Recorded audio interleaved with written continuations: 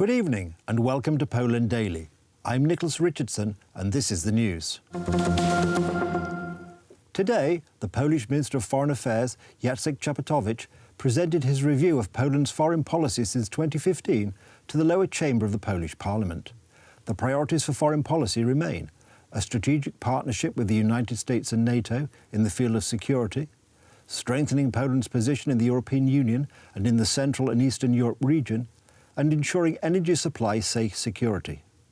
Today's speech by the Minister of Foreign Affairs was not only a summary of the past year of the Polish foreign policy, but also the last 4 years of the Law and Justice government's actions in this area. The head of the ministry also presented the most important goals of Polish diplomacy for the next year. The most important, unsurprisingly, was related to European Union affairs, although, as Jacek Czaputowicz said, that community needs changes. EU institutions should act on the basis of competences mentioned in the treaties. Controversy also raises the majority vote. Everyone must have the opportunity to express their opinion on each country. It is not permissible to make EU payments dependent on a subjective assessment of the rule of law in a given country. It is important to note that there are no clear guidelines for how such an assessment is made. The head of the Ministry of Foreign Affairs added that the exit of Great Britain from the EU without an agreement would be the worst scenario. He pointed to Germany as the most important partner for Poland from the European Union countries. This year was very busy when it comes to cooperation between Poland and Germany. We have defined priorities. According to Minister Czaputowicz, a strategic alliance with the United States and cooperation in NATO is of key importance when it comes to Poland's security. Increasing the presence of American troops in Poland as a way of strengthening the eastern flank of NATO. New joint initiatives in this area of security and defense, such as the installation of rocket systems at the Redzików base.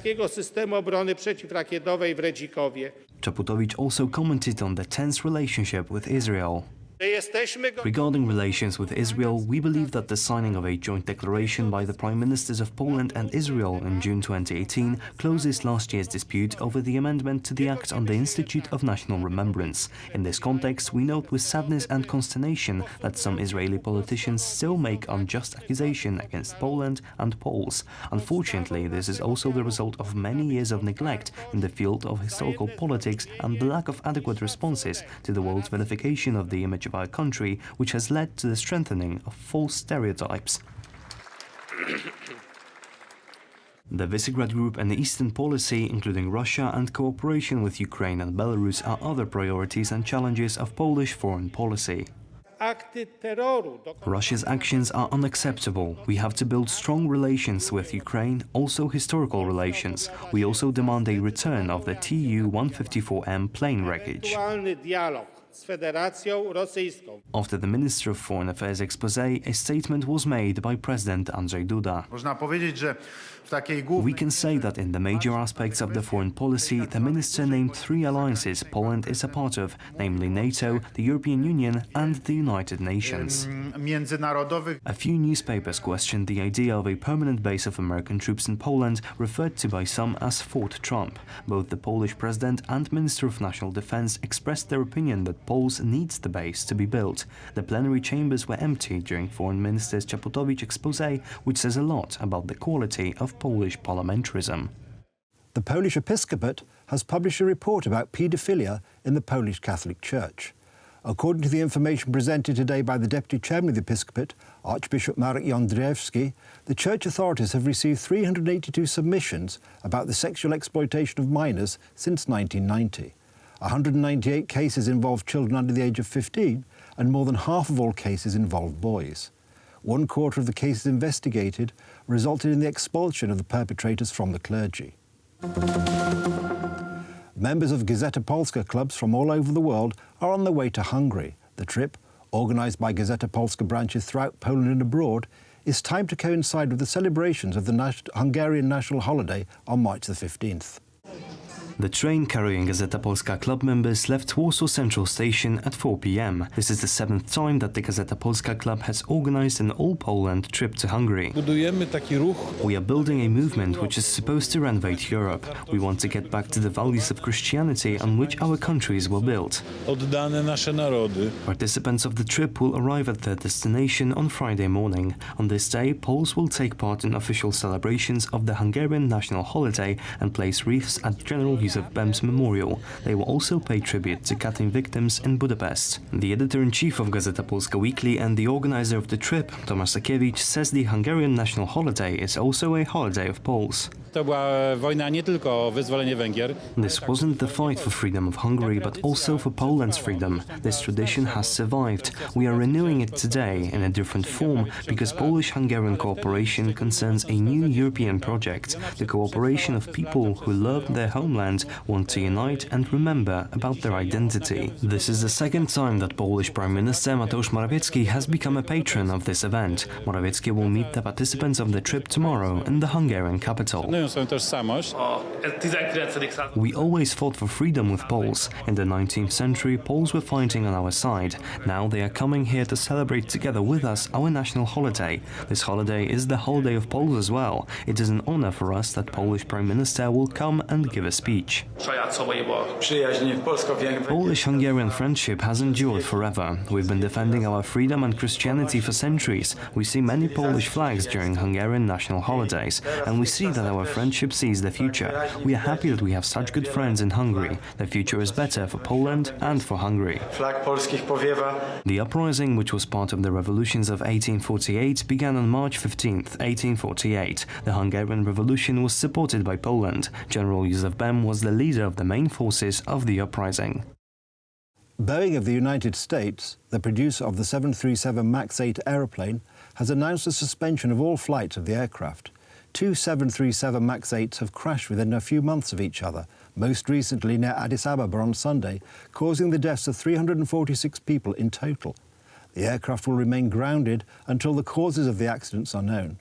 In a specially published statement, Boeing company emphasized that it still has full confidence in the safety of 737 MAX 8 aircrafts. However, after consultation with the Federal Aviation Administration, the National Transport Safety Board, and aviation authorities and customers around the world, it decided to ground all 371 aircraft currently in operation. Earlier, airlines around the world, including Polish LOT, had decided to ground their 737 MAX 8 aircraft, which had also been banned from flying in European and other airspace.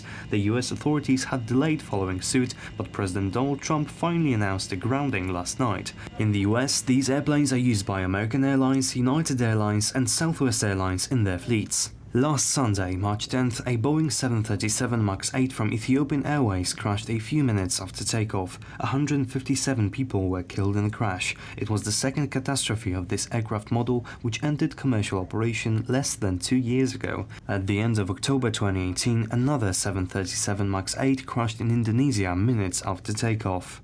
The British Parliament continues to battle over the future of Brexit. After 2 days of voting in the House of Commons, it seems almost certain that the United Kingdom will not leave the European Union under the deal negotiated by Theresa May's government. While the Commons also rejected the idea of a no-deal Brexit, it remains unclear what will happen next. Order! Order! The Commons rejected yesterday's motion for United Kingdom to leave the European Union without a deal by just 43 votes. Nevertheless, a motion known as Spellman-Cooper was passed, excluding the possibility of a no-deal outcome in the future. The Conservative Party lacked unanimity. Choices that this House faces.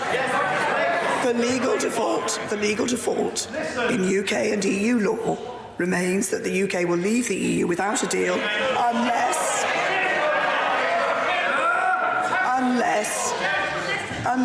something else is agreed. The onus is now on every one of us in this House to find out what that is. The options before us are the same as they always have been. We could leave with the deal which this government has negotiated over the past 2 years. The Labour Party remains strongly against the no-deal Brexit option. According to the party's leader, Jeremy Corbyn, such a scenario could have dire consequences, not just for the United Kingdom.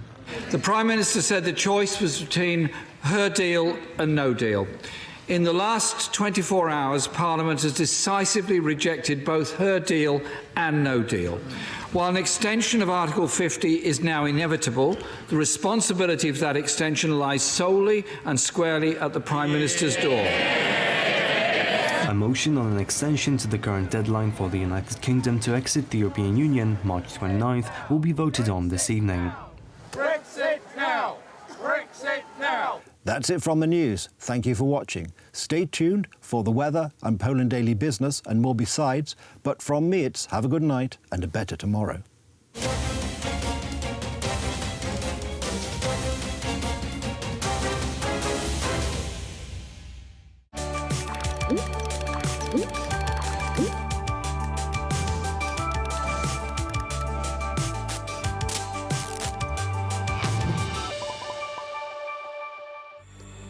Welcome to Poland Daily Weather. Let's see the forecast for tonight. In all regions, sky will be overcast. Temperature will rise across the Poland. A maximum 5 degrees we will see on the west. In central Poland, temperature will range about 3 degrees. Little rainfall will appear around Bydgoszcz, Poznań, Zielona Góra and Szczecin. The minimum temperature will be 1 degree in Białystok. The pressure will be still low. Let's check the weather for the next days. On Saturday, heavy rainfall will appear across the Poland. Pressure will be still low. The highest temperature we will see on the southwest, it will be 13 degrees. On Sunday, rainfall will leave our country. Temperature will increase to 19 degrees around Śląsk. On Monday, pressure will rise, but the temperature will later drop to 9 degrees on the west and 14 on the southeast. Goodbye and see you soon.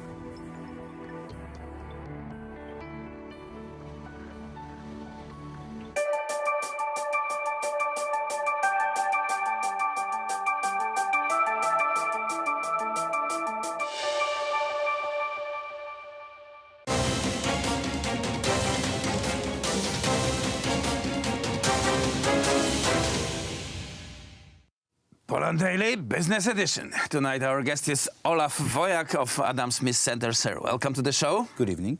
We'll talk about taxes. That's ongoing story, especially before the election. And this time, the ruling Law and Justice Party promised that it will free from taxes the young people until 26 years of age. That means if you are over it, you have to pay your personal income tax. If you're under it, you're free. And that sounds good for you as a Adam Smith Center operative who advocates tax-free or as low as possible taxes and charges. It sounds great, but with an expectation that it should supposed to be targeted at everyone, not only people under 26 years old. Of course, the taxes should be as low as possible, and if they're zero, that's good. But the problem is of making an exception. So we have an example right now of the government, agreeing that lower taxes are better, and this is a great example that they know, that they understand that the lower taxes are, then better for the society. But the best way to work with taxes is to have equal taxes for everyone. Of course, equal low taxes for everyone. So it's better not to have any groups of that are exposed on paying higher taxes and other groups that are paying lower taxes. It's better for everyone to have an equal tax level. So in this case, it's pretty complicated because there are two exceptions. First is the age, but then even if you're under 26 years old, then it's an under exception. If you're running a company, if you have a company under 26 years, then you cannot pay no taxes. So it's, I think it's not right, because these people are really doing their best and they're not always making a lot of money, and they're trying to build our economy, which it's very important with small businesses to grow. And but there's far more people employed as employees under 26 than those who are starting their companies. True, but then there are much more people employed and running companies out of the age of 26. So the right direction is to make it equal for everyone, but it's a good example of the government understands that lower taxes are better for everyone, and we hope that our government is going to go in this direction, but without exceptions. That's the most important thing. The lowest tax is better for everyone. That sort of ideology that also remains to be proven. We have Sweden with very high taxes and very high level of society. Well, let's bar at this moment what is happening on the Swedish streets at the moment, but that's consequence of their high taxes and high social transfers. And you have countries like in Africa when there's virtually no taxes and everyone is poor because the economy is not performing. You know that the real situation with taxes is that it's better for people who are working to have their own money and to decide what to do with this money. Our government right now is trying to have as much money as possible and then decide to whom to give it to. So it's, well, it's not a good direction. We already had a government for almost 60 years that was trying to decide for everyone and everything that was going on in our country. And the best way is for us to have freedom. What do we want to do with our own money? So the lower the taxes are, then our wallets are bigger, then we can decide what to do with this money, and the money are going to get back to the government because you are going to spend it. You're not going to keep your money within you. Right, but this is what is really crippling the economy of the West, is taxation of the labor, because that's where the wealth is coming from, not from the capital market or stock market, but from the labor. There are sources of like changing the one goods to another or providing the services. And I wonder if this present day's complicated economy with the indirect taxes like VAT can allow countries and societies to open up the market for labor and allow cheap labor, because like the labor is at least in Poland about the most expensive luxuries you can imagine. Let's say imagine you have an employee that you pay equality of €1,000, that's about 4,350 Polish zlotys. So what are additional charges on the side of employer which has to be given to the state? It's about from 60 to 70% additional cost that you have to make. So the total cost of employee who got 4,000 zlotys is about 7,000 Polish zlotys. Exactly. Maybe 6 with a few hundred, but that's true. Yes, and this is quite a lot. I mean, for this person, it's very hard to make this kind of money for the company and then something extra for the company to run. Yes, so this is a lot of money, and the worst thing is that there is not really much promised with this money, because this person probably won't get any of this money on retirement or a small amount of it. So it's really funding right now those who are already on retirement, and that's the biggest problem of Polish labor law and paying those higher taxes from work, because you have to call it a tax. I mean, whatever names there are, it's still a tax, and that's the biggest problem, because we pay a lot for employing people. So that's why people either don't want to be employed or don't want to employ other, or they want to do it under the table. So in all of the solutions are bad for our economy. Right. And there's also a hike in employees' wages since about 3 years, when the economy started to be on the high gear.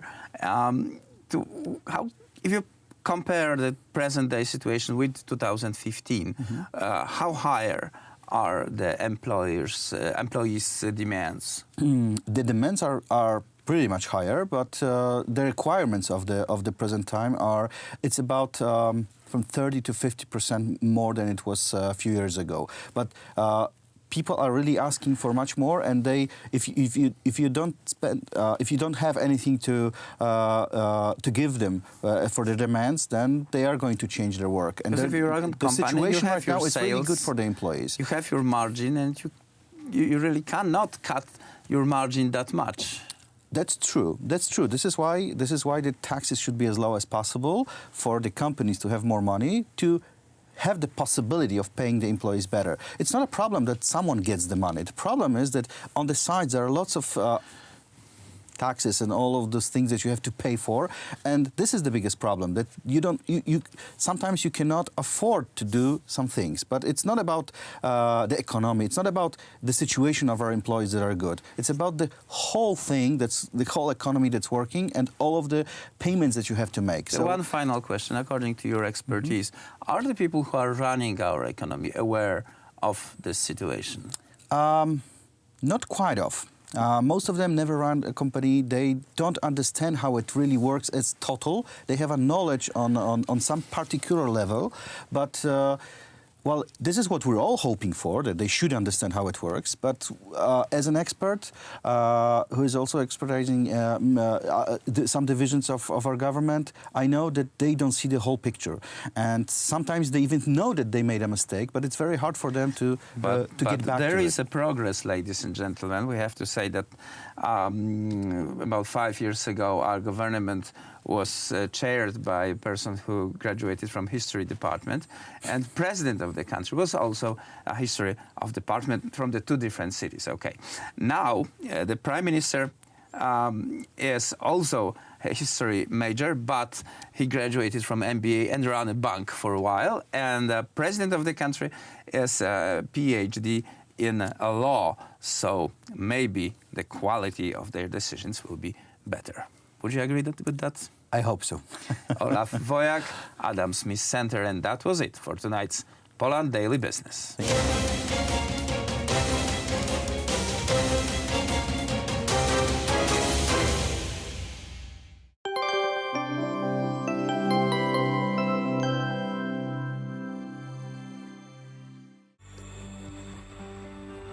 Welcome back to Poland Daily Weather. Let's check the weather for the next days.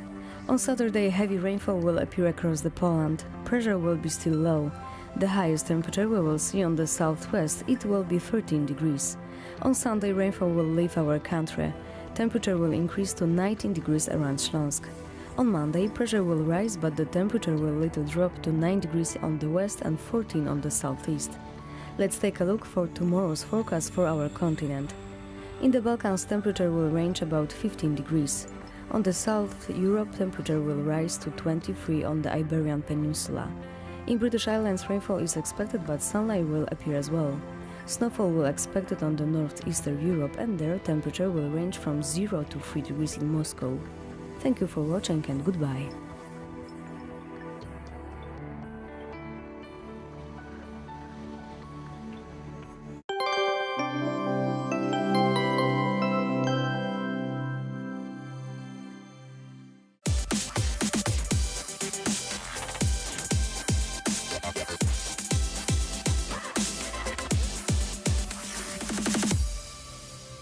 So on today's episode of Poland Daily Culture, me and John will surprise you a bit, talking about our previous episodes.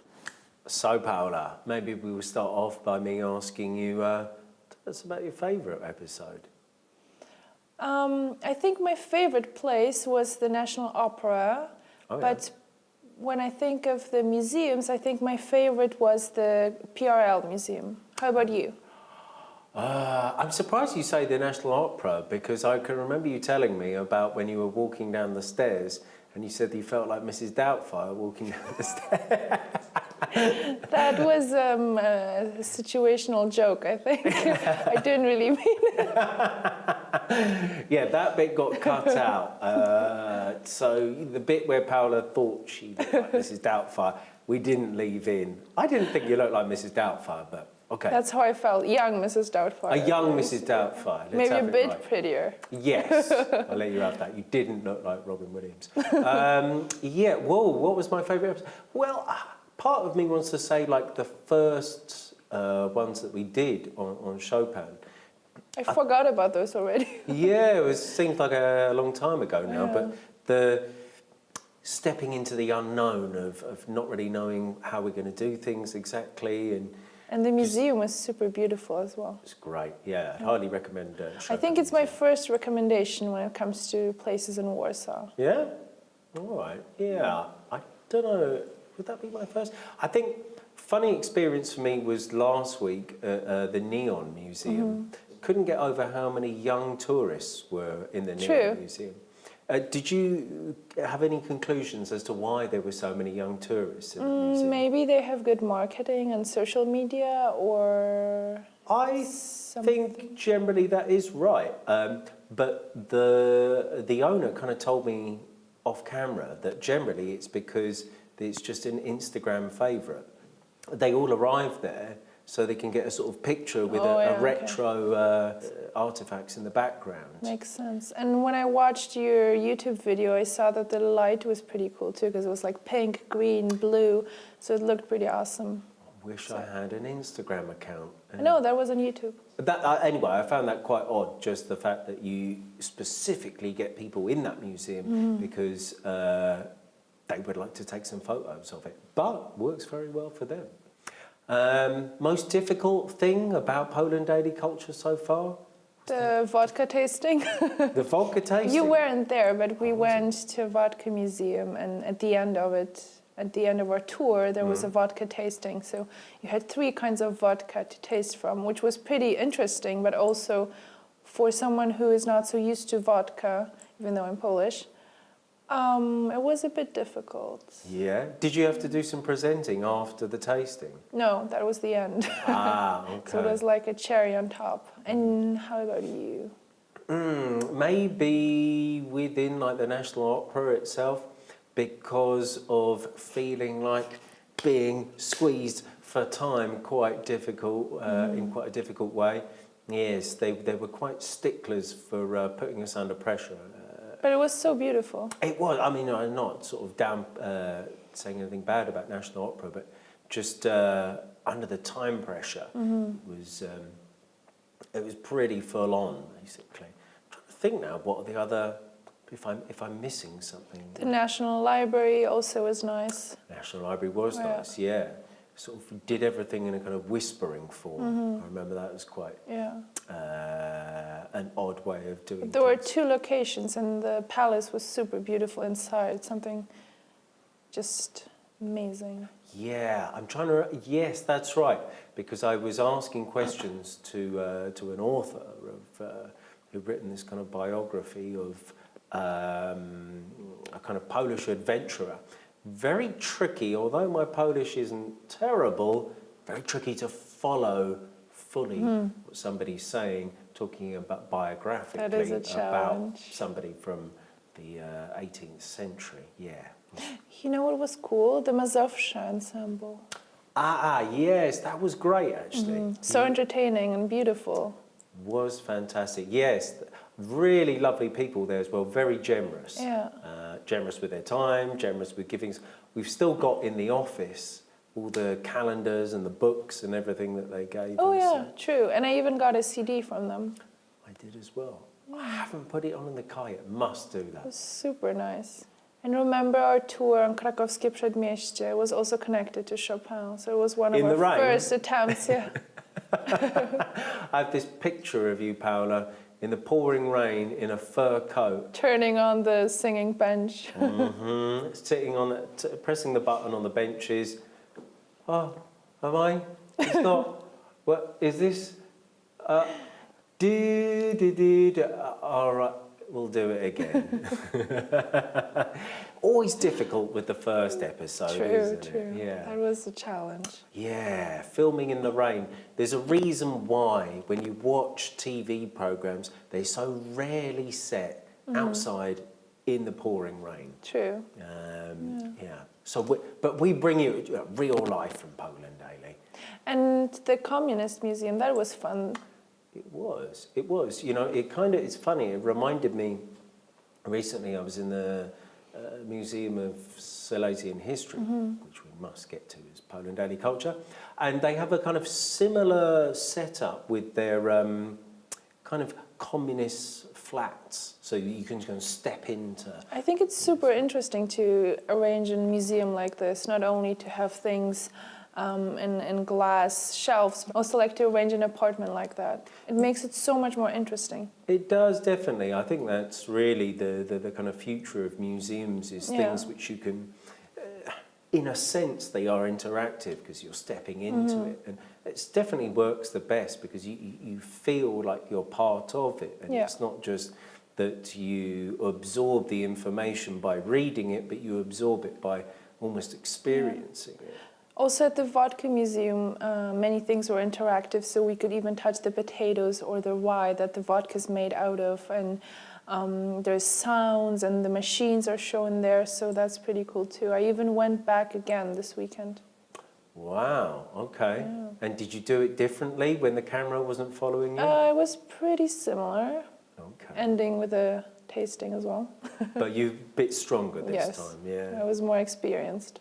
So can't wait for spring to come because we'll have so many more things to explore in Warsaw, parks and outdoor concerts, and it's just so exciting. Absolutely. I think we've only kind of tip of the iceberg so far as we're taking you experiencing very indoor experiences, and although we've seen some great places, great experiences, Poland is a different sort of kettle of fish outdoors. What's your favourite thing to do, for example, when it warms up and you can be outside?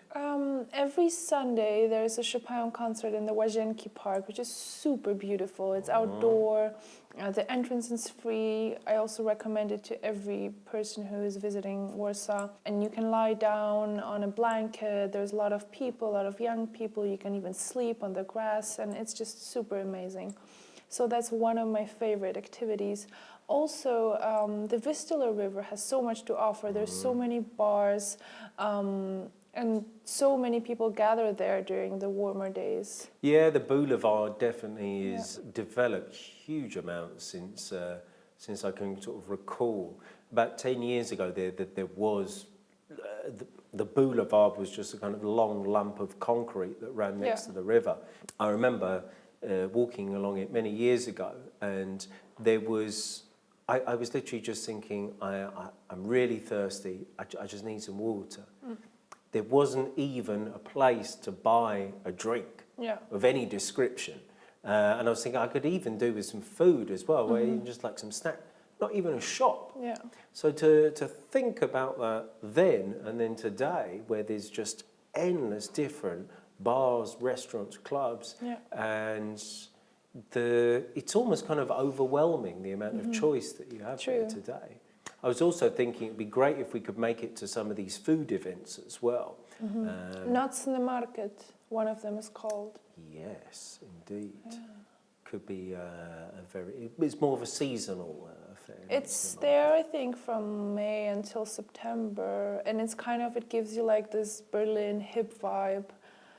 It's very interesting. It has all different cuisines from all around the world, like Asia, Mexico, just from everywhere. Yeah, so Nocny Market, unless they've sort of changed the place, it was in that kind of old train station. So you have this kind of old feel of kind of old-fashioned Polish train station about it, which kind of gives it its own unique sense. So as you kind of look beyond some of the food stalls, etc., you can kind of see these rusty old train tracks and platforms, and some knackered old trains in the background as well. So yeah, that gives it the kind of... That's pretty cool. Also, one of my favorite places is Królikarnia. I don't know if you've been. It's in Mokotów. Yeah, this is kind of...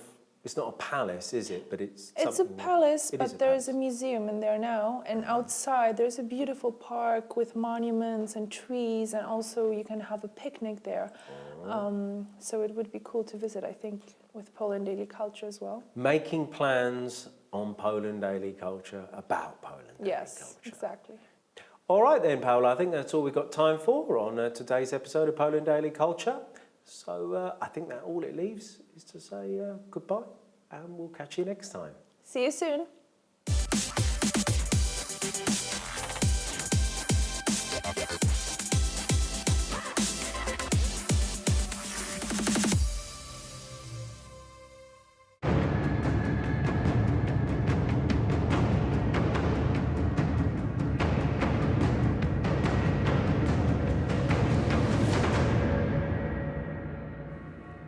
Ladies and gentlemen, welcome to Poland Daily History. Today we will speak with Mr. Piotr Jegliński. a member of a prominent Polish patriotic family. From the 1970s, he participated in the anti-communist dissident movement. Having started his own publishing house in Paris, he is responsible for smuggling forbidden literature back to the then communist-occupied Poland. Today, we will ask him about his life and struggle for a free Poland. As I understand, you are responsible for launching an operation that was smuggling banned literatures into Poland. And I was wondering how you carried it out, and did the communist regime did anything to try and stop you on your tracks? Kiedy wydałem tą pierwszą książkę, Moments before the publishing of the first book, I didn't realize that the communists had found a man who was holding our books in Dresden named Kazimierz Charzewski. He wasn't active. They stopped him and got to him, successfully blackmailing him to become an agent for the security services. They advised him to infiltrate me and told him that he would take my place and that Reszka, that was me, as I found out the pseudonym they had given me, would be eliminated. Będzie wyeliminowany. I ten Charzewski przyjechał do Paryża. Po krótkim czasie... Charzewski came to Paris. After a short while, I had no more doubts about him. He was quickly unmasked and arrested by French authorities. I took part in the trial as a witness and found out a lot of details about this operation. For the first time, I saw a person who I knew, perhaps not that well, who was a traitor. This came as a great shock to me, because I realized that I would never be able to return home. Przyjechać do domu, wrócić, że to stało się właściwie definitywne. This had become a certainty. Literally at the same time, news had got back about the selection of Cardinal Wojtyła as Pope. I immediately went to Rome because my sister traveled there with a delegation from the Catholic University of Lublin with students. I told her what had happened and gave her my handwritten statement about the events that occurred, and we agreed that when she returns, it would be published. Ustaliliśmy, że jak ona wróci, to wtedy będzie opublikowane. I ostrzegłem kolegów, że będą represje. I warned friends that there would be repression. After all this, there was great repression. Around 30 people were arrested around the country. The security forces went mad. Reading the materials in the Institute of National Remembrance today, they added an unbelievable legend to it. So I had a feeling that something ended.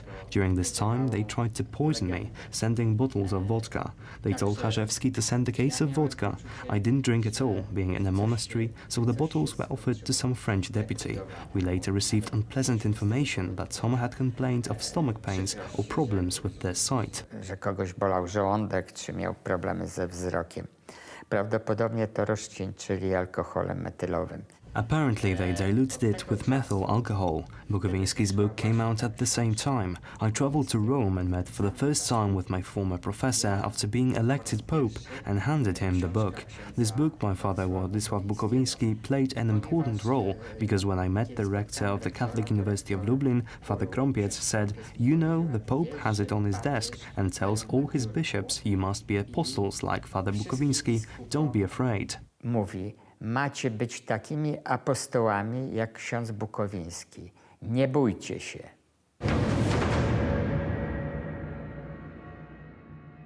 As the scale of Mr. Jegliński's operation expands, it became increasingly harder to carry out the dissident movement under the radar of the communist occupants of Poland. Together, we will explore the creative maneuvers Mr. Jegliński had to take to further his cause. I am very curious, how did the publishing house develop and how did you manage to get these pamphlets or these publications into Poland?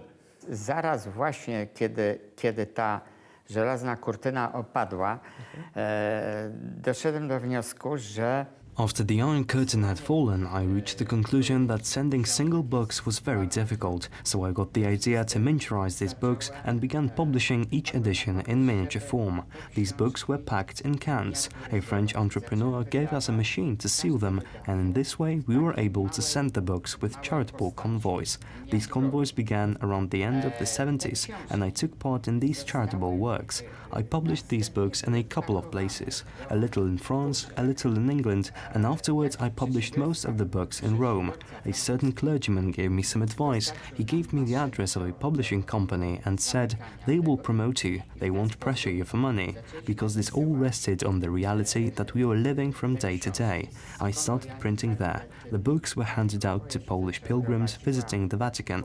A Benedictine nun, who was an extraordinary person, had an area on St. Peter's Square where she would make judgment calls about certain pilgrims, and if she decided it was safe, quietly take out and hand over a copy of the book. I wciskała te książki. Myśmy wydali wtedy to nakład monstrualny był. We published a monstrous amount, at least for emigres, 20,000 copies of Marian Kukieł's History of Poland, titled Polish Post-Partition History. This book was very successful. Of course, I was constantly having to conspire. I never said where I would be, where I was going, because I knew the security forces were hunting for me. I received many signals. Many people were interrogated and asked about me, what I do, what car I have, and questions of that nature. Things were developing very well. We were publishing around 10 to 12 books per year. We took part in many Polish political manifestations for freedom in Poland. Wolności w Polsce. Tak było do 80 roku. 80 rok to jest. This is how it was up until 1980. In 1980 there was a sudden pause because the rise of the Solidarity movement completely changed everything. The borders opened and large amounts of people were coming in. We made contact with the Solidarity movement and sent them a mass of books and equipment to help the movement. We took part in various meetings. I particularly remember the meeting with Anna Walentynowicz, who was in Paris, and through trade unions I organized a meeting between her and the then Prime Minister of France, Pierre Mauroy. It was a period when people were particularly caring. They thought there might be a Russian intervention because there were maneuvers going on around Poland. They were putting more and more fear into us. We spoke with Anna Walentynowicz for a couple of nights and got the idea to ask the French to organize a peace conference modeled on a previous conference about Afghanistan. So this was a period of a lot of activity. Martial law ended this era. Stan wojenny zakończył tą epokę. Mr. Jegliński's family, his personal history, and his activities is a perfect reflection of the generation-long struggle for Polish independence. At times, the resistance against foreign powers were fought with weapons in hand. But in other times, it was conducted with the smuggling of printing press and forbidden literature. That's it for today. I'm your host, Benjamin Lee. I'll see you next time on Poland Daily History.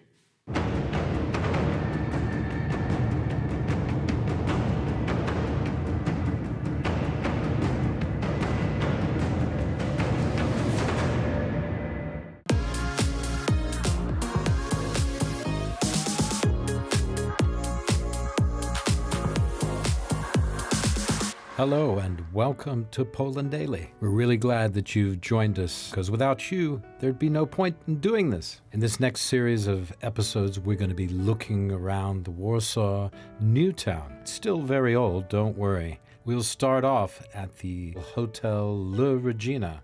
After that, we're going to take a walk and see the oldest church in Warsaw, and one of the oldest in the country. We'll get you up to date on the history of the place and talk about a very famous person who once lived right around the corner. That is Madame Curie, the famous scientist. From there, we'll continue back to the Old Town, stopping off at the Barbican. That's the old wall that surrounds the whole area. It's pretty amazing. So if anybody needs any advice on how to build a wall, they might start here. After that, we'll go to a restaurant in the Old Town for some traditional Polish food. And to top things off, the cherry on the cake will be a trip to the largest souvenir shop in Warsaw. Well, you won't want to miss that. So stay with us for adventures in the new town of Warsaw. It's Poland Daily Travel, probably the greatest travel information about Poland in the world. Hey everybody, we're back at the beautiful hotel. It's still up in the air. I'm going to call it Hotel Regina. I'm here with Arthur, of course, with the esteemed Nicholas Richardson, Counsel at Law, and Vice President of the British Polish Polish-British or British-Polish? British-Polish. British-Polish. How come British is first? Chamber of Commerce. How come British is first? Well, it's sort of a habit we've had for hundreds of years, really. It should be the other way around. Should be the other way around. Yeah. And I'm joined on my left by the esteemed associate producer of our segments of Poland Daily Travel, Paula Otterstein. And at home, if you could just give her a little applause at home. Thank you very much. Excellent. Appreciate that. It's a nice lady, and also, in her spare time, my Polish teacher. Paula. Starting from today. Starting from just 5 seconds ago. Yeah. Paula, if I wanted to say to someone, hello, my name is Will, assuming my name was Will, how would I say that in Polish? You would say it like, cześć, mam na imię Will. How, did you say that again? Cześć. That's a hard Cześć. one. Mam na imię. That's like hello. You know? Cześć, like, yes. like ciao. It's like ciao, isn't it? Okay. It's informal. Cześć. Mam na imię Will. Mam na imię Will. Will. Ma na imię Will. Cześć. Mam. Przepraszam. What was my mother got to do with this? Mom! Na imię Will. She knows that already. She thinks so? Okay. Now, if I wanted to say to someone, you have a very large chimney, how would I say that? You have a very large chimney. Why would you say that to someone? But, I mean, just say I needed to say, but perhaps I would meet somebody. Masz duży komin. What? Masz Duży komin. komin. Yeah, you got to be careful who you say that to. That could get you in trouble. Could be some. Don't say that to men. Have a strange. Yes, exactly. Could have a strange double entendre. What is it? Mom. Duży. Masz duży. Duży. Komin. Komin. Masz duży komin. Folks, if you meet anybody with a very large chimney, I haven't met anybody like that recently. Now, if you wanted to teach Nick to say, I am a strange English person, how would he say that? I think he knows how to say it. Let's try, Nick. Yeah, I would say, jestem Angolem. Jestem Angolem? That's enough. Yes. Golem? Yes. Jestem Golem? It's a joke. That doesn't make sense. He speaks perfect Polish. There's no point, Arthur, in doing this. I just thought that we would introduce into this segment some Polish, because we don't usually talk much Polish. Oh, well, that's hardly surprised, as it were. In this it's English language programming, of course. Yeah. It's good to know some basic Polish words. It is. Though. Yeah. How do you say goodbye? I love you. Goodbye, I love you. Do widzenia, kocham cię. Really? No. That was very convincing. Have you been studying acting or something? That was very good. She must be really studying I'm just being honest. Yeah, spoken from the heart. Sure, sure. I think I need a glass of water after that. A drink anyway. Okay. Do widzenia, kocham cię. Będziemy zaraz. Poland Daily Travel.